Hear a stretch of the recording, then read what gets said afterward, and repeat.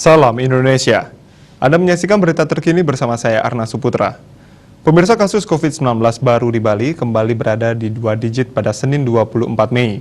Ini sudah hari ketiga berturut-turut Bali mencatatkan tambahan 2 digit dari sebelumnya 3 digit. Pasien sembuh dilaporkan bertambah lebih banyak dari kasus baru. Kenaikannya juga 2 digit. Sedangkan korban jiwa juga mengalami tambahan. Jumlah warga meninggal pada hari ini lebih rendah dibandingkan tambahan sehari sebelumnya. Menurut data Satgas Penanganan COVID-19 Bali, terdapat 62 kasus baru. Kumulatif kasus yang ditangani Bali mencapai 46.918 orang. Sementara itu, tambahan korban jiwa mencapai 1 orang. Kumulatif korban jiwa COVID-19 mencapai 1.475 orang atau 3,14%. Rinciannya 1.469 WNI dan 6 WNA.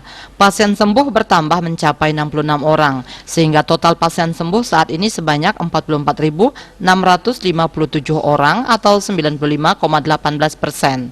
Jumlah kasus aktif yang masih dirawat maupun menjalani karantina berjumlah 786 orang atau 1,68%.